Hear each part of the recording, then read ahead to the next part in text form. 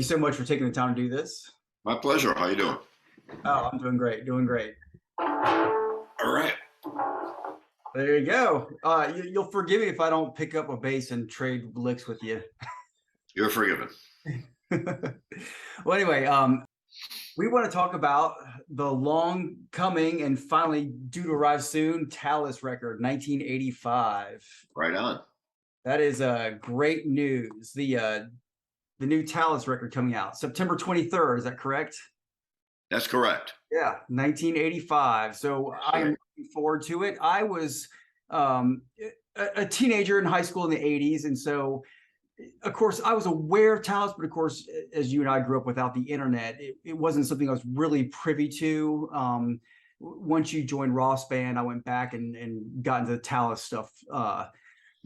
So I had to kind of, and I say go back, it was probably only a year or two after, the albums were released. But so it's really cool for me and hearing this stuff and seeing you brought Mitch Perry on board for, songs. And gosh, I remember Mitch Perry from the Guild Blade Runner ads back in the 80s.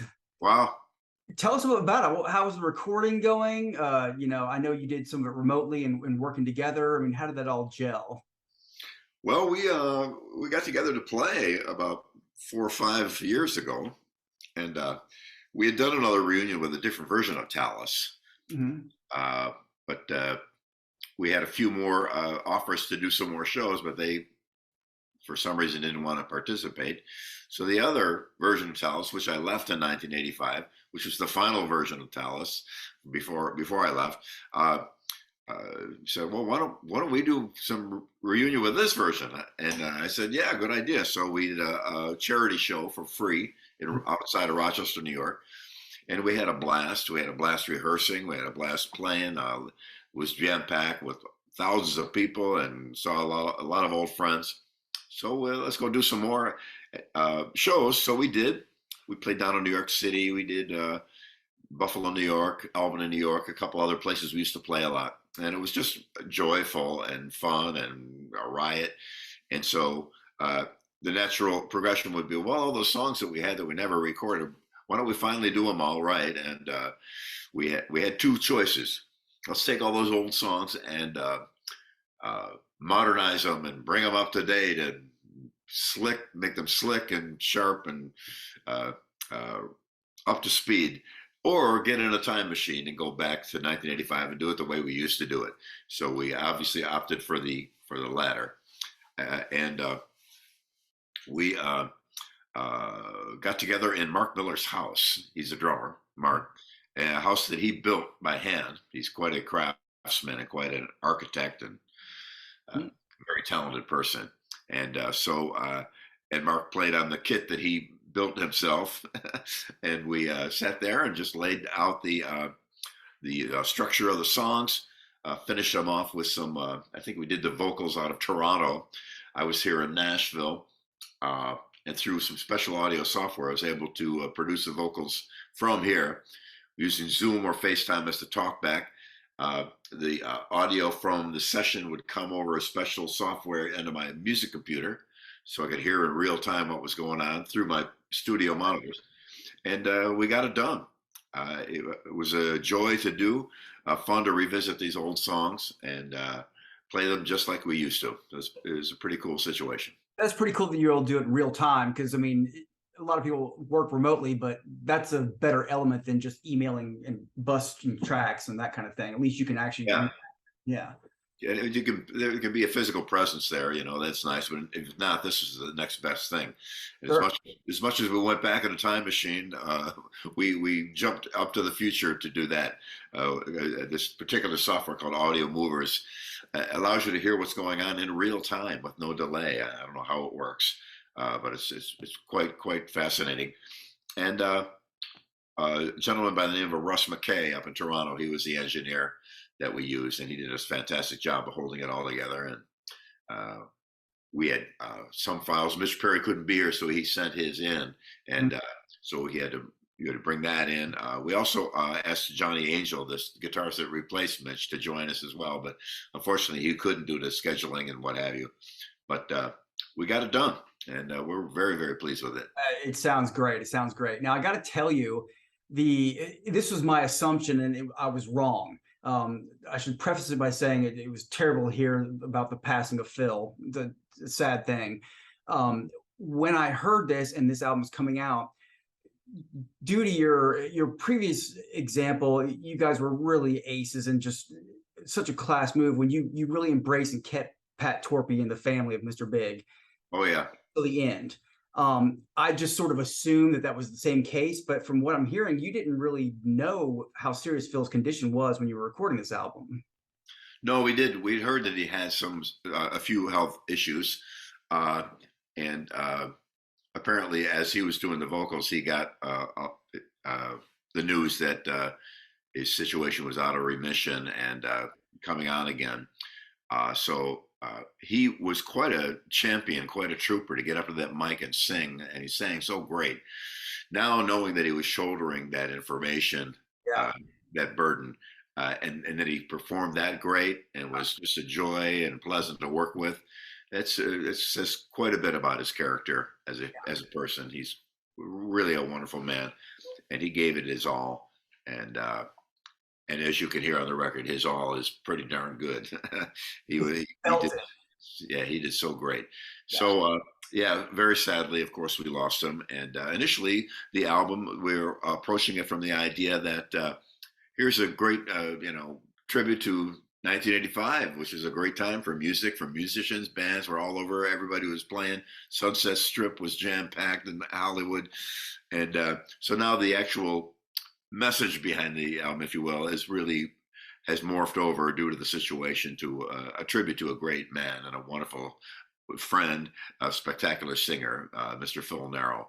So we're glad that this can be his legacy from here on out, because he did just a great job, and what a wonderful way to mark his real talent. Yeah, it's really great. Get him on wax one last time, and and that's really fitting. Really great. Things coming out in circles. You call it 1985 and do your album cover. Did you hear that DeLorean is just releasing a new car now? Oh, perfect. Yeah, I saw that. Yeah, it's kind of funny how the things come. And what's old is new again. Yeah, what's old is new again. And it's funny. I love the interweaving entanglements in music circles. This is going to be off on a tangent a little bit. I was bummed when I saw Roth for Skyscraper. And of course, I knew you wouldn't be on that tour, but I was bummed that I missed you. But I did see you then soon after opening with Mr. Big for Rush on the Presto tour, I believe. Yes. So I did get to see you in short order. But then just, realizing that Hugh Syme did this album cover. We, of course, did all those album covers back then. It's funny, like all the interconnecting branches, if you dig deep enough, all these people are intertwined. Yeah, it seems it. He was a good friend of Phil's, and he did a spectacular job on the album cover. That was his idea and his concept, and it fit in exactly with. We're talking about being in a time machine, literally, as we were working with the record. So he nailed it. He's done some iconic covers, and is a wonderful man. And we're supremely grateful that he did this for us. And everyone has been commenting on the cover and how appropriate it is. Well, I think it's important to me, and I think a lot of guys whose age begins with at least a 5 and up, where the album art is a big determining factor on garnering your interest. It was very much so, a big part of it. And some records were bought because the cover looked intriguing. 100%. 100%. If it was a new band, or, even a band you knew, if you didn't have all the albums, you're like, well, this looks cooler than this one. And you did it on the album art. And that's, back then you flip the vinyl open to see, oh, he plays a Strat or he plays this. And that's the only way you got the information. Exactly. I remember one of the first records I bought, Having a Rave Up with the Yardbirds. Yeah. Paul Samwell Smith, the bass player, had a Epiphone Rivoli bass, which had a big, fat, giant humbucker pickup right in that position. And that's why this bass, to this day, has a pickup in that position, because the tone he got off that was so great. And that's became very much a part of what I do as a bass player. Well, that's what I've always liked about your style. You had, besides your chops, you had that nice, I've always liked the melodic players from the 60s and 70s, your Felix Pappalardi and Yeah, all those guys, Samuel Smith, the guys who moved around, of course, extending into you know Led Zeppelin, all that stuff. The guys who actually moved the bass around with yeah, change. exactly. The Paul McCartney was all over the place, Totally. and Jamie Jamerson was all over the place, and so was Paul Samuel Smith, quite a great bass player. Uh, but yeah, the bass being more like the left hand of a Bach piece, it's moving and Right. changing and altering what you perceive from the right. So that was pretty much how I grew up. And important thing, Tim Bogert too was another one, Definitely. brilliant player. So that was those were my roots for sure. How did things strike you since this was all stuff I mean, or at least written back then, before the demise of your tenure in Talas? The new song Black and Blue, or the newer song, it fits into the listener. But I'm wondering, for you, knowing that it's from decades removed from the other stuff, does it stand out to you in the running order? You know what I'm saying? Is that Well, fortunately, we played that song live in the right? shows we did recently, so it started to become part of what we were doing. And it was a song we all loved that Phil wrote. Phil was quite a prolific writer, Mhm. and no, it kind of fits in, And Yes. we did we didn't do just a heavy thing. We a lot of vocals involved and a lot of melodic aspects of the songs we did. And Phil also brought along his son to sing along with him on this song, so that was a special thing. Right. Uh, he did a great job, and so that meant a lot to us as well. Yeah, definitely. There's a lot of neat little touchstones on this album, and things of the people you included, and that kind of thing. So it's really cool to hear. Great changes in the songs. A lot Yeah, of, yeah, I'm really yeah, impressed. So I, I'm excellent. I'm looking forward to getting that. And for people who are thinking about buying it, I should point out that you are planning on releasing it in vinyl also, right? Yeah, Metal Blade did it in vinyl. It took us a long time to get the record out because the vinyl stamping plants, pressing plants rather, are backed up quite a bit. Some up to a year. Well, you put an industry out of business for 30 years and be like, hey, wait, you're popular again. You can't expect them to keep up with demand. Yeah, true. And the pandemic slowed everything down too. So those two factors made it, unfortunately, pushed the release date back a little bit. But we're on it now, and it's coming out in short order. Very good. As far as your style evolving, you were pretty much fully formed in Talas. Now, if we went back to like your early stuff, like the Tweeds, if I were to listen to that, would I be able to pick out your style, or would it have been very much a budding Billy at that point? Well, I'd never recorded with that band, Right. uh, and that was just a band with one song that was on local radio, and it was more of a kind of a little pop outfit. Mhm. But even the first Talos record in '79, there was some power pop on that, and Sure. it wasn't until after that things started getting heavier. When we moved out of the '70s into the '80s, everything got heavier. We had a lot more metal and harder rock, so that was a little bit more my thing. But yeah, I did my thing. It's still evolving, really. I don't think I've ever been at one spot. I'm always trying to improve or expand some aspect of my playing, be it I don't know, my sense of melody, my songwriting. Just there's always something new. Some Right. kid years ago wrote to me via email and said, "I've been playing bass for 6 months and I'm bored. What should I do?" And I said, "You should 6 months. quit. You should quit, bro, because I've been playing 55 years and every day some new thing presents itself to me here. So uh, Yeah. it'll always be that way. So it's always continually evolving. But from an early age, we when we were a copy band, there was an occasional bass solo in a song or a tricky part to do, and I would work very hard to get it correctly, and eventually that led to some facility on the instrument that would serve the band, and here we are. Yeah, that's yeah, we'll put that in the headline. Billy's advice to the young bass players: you should quit. No, No, that one. yeah, I'm just kidding. After 6 months, you're bored. Right. Well, Blabbermouth probably will make that the headlines. Yeah, I shouldn't say that because they probably will. But yeah, if it's not still fascinating after decades, then it's maybe not for you. But yeah, one of my favorite things that you've done, like it's the structural things. And sometimes an artist comes along with just a little snapshot, not even a whole song, of something you're just like, that's perfection. For me, of course, I'm familiar with your whole catalog, but the intro, you and Paul, into Mr. Gone from Bump Ahead, that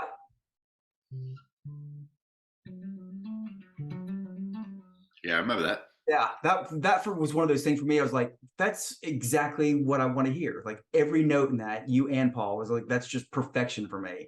And I love it when you can find something just like that's exactly what my ear craves. Yeah, it's there's a lot of guitar players just want a bass player to play a single note so they can solo, solo, solo, solo, solo. So if you move that note, their solo sounds different, and that's that counterpoint, Right. interplay, back and forth. And very advanced guitar players can play over changes. Things change, and they can continue to play and work with the changes. Sadly, in a lot of rock, a lot of guys could just play in one key. So if the bass moves, they panic because they can't continue to play. They can't. And jazz guys know they can play over changes. That's a feather in your hat for a jazz guy. So that counterpoint and that changing root note underneath what the guitar player is doing is an incredible element for composition. Johann Sebastian Bach. When I was young, I had an album set called the Well-Tempered Clavier. It was a box set with 3 LPs in it, 3 vinyl records. It was complete in 7 volumes, 7 boxes, 3 LPs each, 21 records. Wow. 42 sides of one guy playing the harpsichord. And that was the complete Well-Tempered Clavier by Johann Sebastian Bach. And in it, you hear that the keyboard player, Martin Galling was his name, if anybody's taking notes, they've got a right hand and a left hand, and they do different things. Right. And by doing, sometimes they do the same, sometimes they do in unison, sometimes in harmony, sometimes in counterpoint.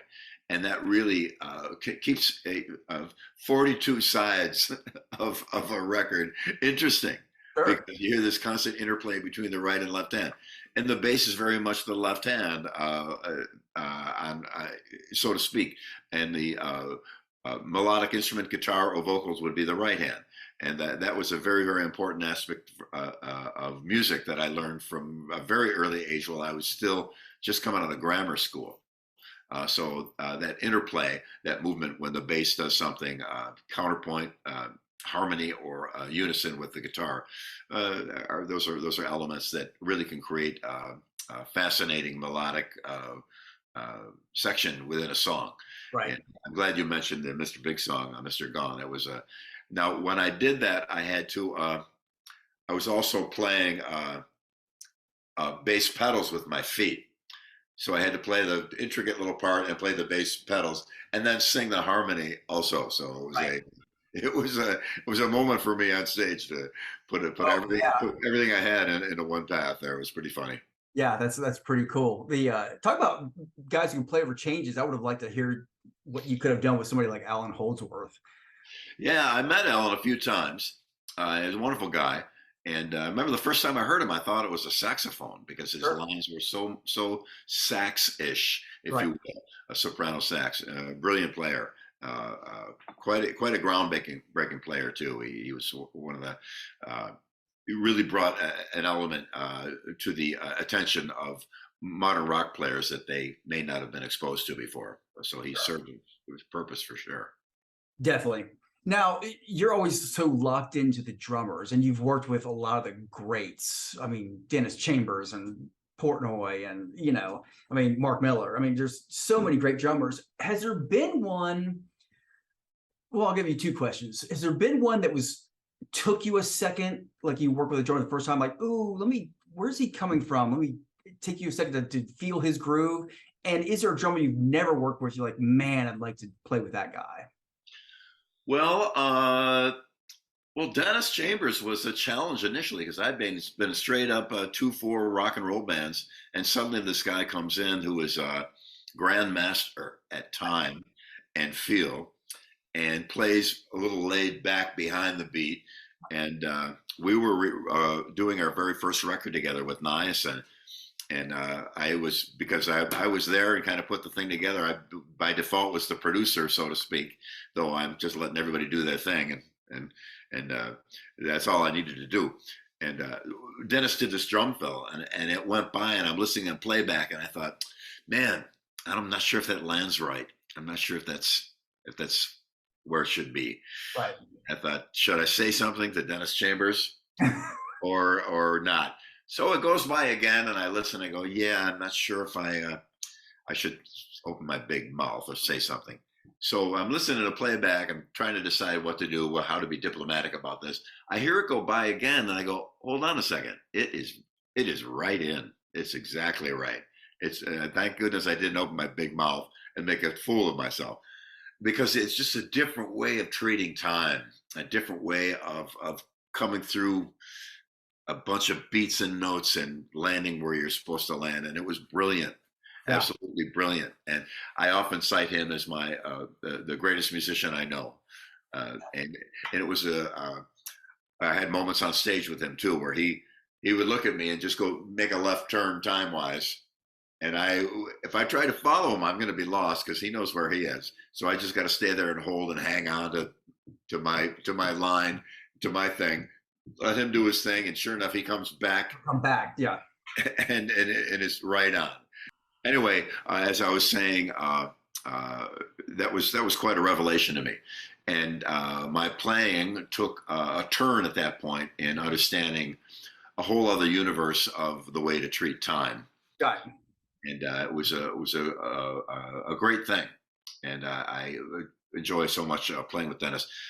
There's one guy I never played with was Billy Cobham, and he was a big influence on Dennis. And I saw him early days with Dreams, the Brecker Brothers up north, before Mahavishnu Orchestra. And the Mahavishnu Orchestra, John McLaughlin, is where the title of Intermounting Flame came from.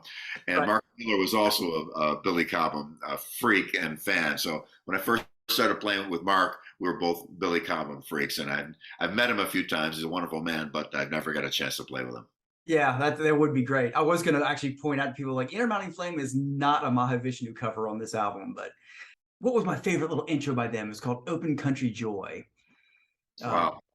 That was a great little McLaughlin intro. But I haven't listened to them in years. I had those albums as a teen.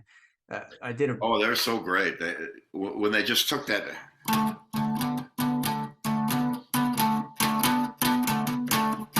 Made it 7/4. the Chuck Berry lick, and did it as a 7/4 piece. It was brilliant. Yeah, and Dennis Chambers, he's changed the course of history for drumming. Buddy Rich at the time was probably the greatest guy, and a couple other jazz guys were known, as amazing drummers. But then Billy came along, and holy cow!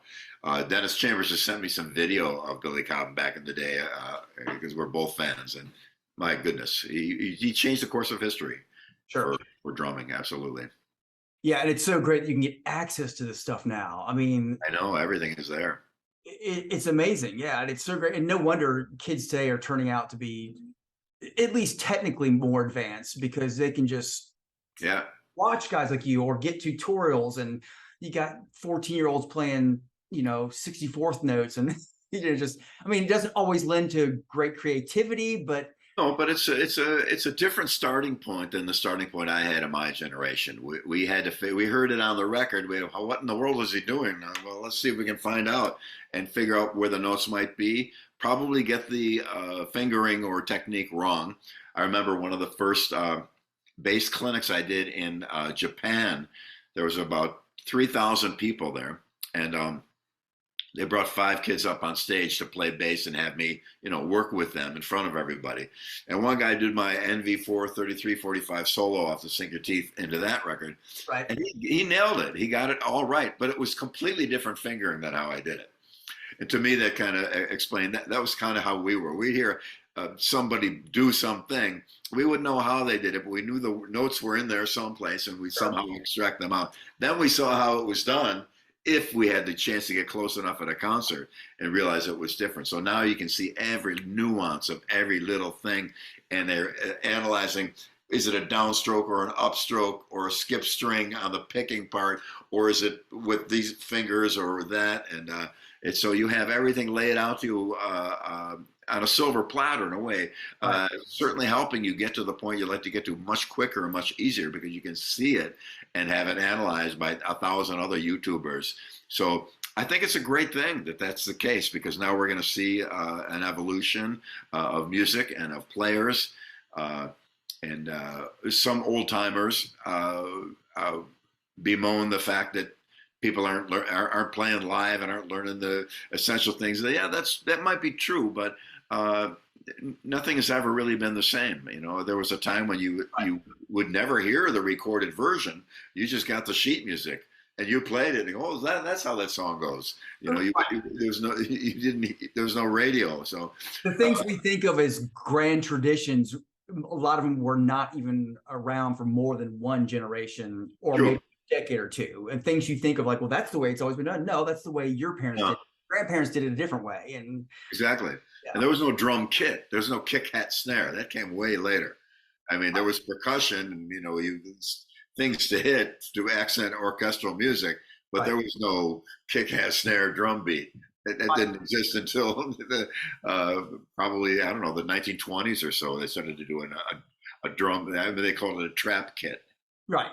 Yeah. So my good friend Andy and I still joke about you know, in the 80s trying to figure out songs, and we joke that like you're convinced that you can play everything with a couple first position chords. Like, oh, everything could be D-A-E, and you know, you're sitting there trying to figure out everything. Like you might get the intervals right, but the fingering was way off from what the people were actually playing.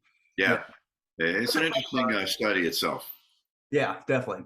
Well, I want to make sure everybody knows. So September 23rd, Metal Blade Records. What's the best way for people to pre-order the album? And I can put the links up here and all that. You know, what's the best social media to follow? I mean, does Talas really have a presence on social media? And what's the best place to follow you guys? Or for we're hoping to get everything up on Spotify, Apple Music. Right now, not much is up at all. Right. And I'm trying for years to get all my old stuff and all my solo records and everything up online, and we're still trying. So hopefully, we have hired a few people to facilitate that, and it'll be around everywhere. As is now, YouTube actually is a surprisingly popular music. If I'm looking for a song and I don't know where it is, I'll search it on YouTube and find it. So, but to each his own. The good thing is there are so many ways of accessing the music we want to, whether you're Spotify, Apple Tunes. Right. I have a list of a huge bunch of websites that have all this rare, impossible music, all these live versions, live performances, live videos, and I scour the internet once in a while when I'm looking for something in particular. And if you want to find it, you can find it. It's the amazing thing about the time we live in. I'm surprised sometimes when people ask me a question over and over and over again. I go, bro, yeah, you're online. Google is right there. I can find out anything, you know. And sometimes I'll have an oddball. We had a Thanksgiving, and our turkey was in a little small refrigerator, which should have been thawing. I got up to check on the turkey at around 11 o'clock in the morning, and it was frozen rock solid, like granite. I thought, man, by the time I thaw this turkey and cook it, it's going to be midnight, because it takes hours for them to thaw. So how do you cook a frozen turkey? Bang, there it was. Google, see? Yeah, that is the thing. That's one of the things. Like, I mean, it's not like I was like listening to the Tweeds. I wouldn't have known about that band if I didn't just research some of your early stuff. It's all there. Yeah. So anyway, we had a happy ending. I did follow the directions to the letter. It was one of the best turkeys I ever had, because it was frozen up to the point where it was cooked. So it was so moist and so tender. It was fantastic. So And since then, I've been tempted to do all the turkeys like that, just leave them frozen and then follow those directions again. But it is possible to cook a frozen turkey. So Your family members be like, "What are you doing? This thing's still in the freezer. We have to eat in 4 hours." we pulled it off. Right. That's awesome. Well, cool. Well, Billy, thanks again. It's an honor to speak with you, and My pleasure, Peter. this and all your future endeavors. I know I've enjoyed all your stuff in the past, so we'll be keeping in touch. Wonderful. Thanks for having me today, and I hope I see you around for sure. And thanks for all your kind words. Absolutely. I meant every one of them. Thanks again, Billy. Okay, you take care. All right. Bye. See ya.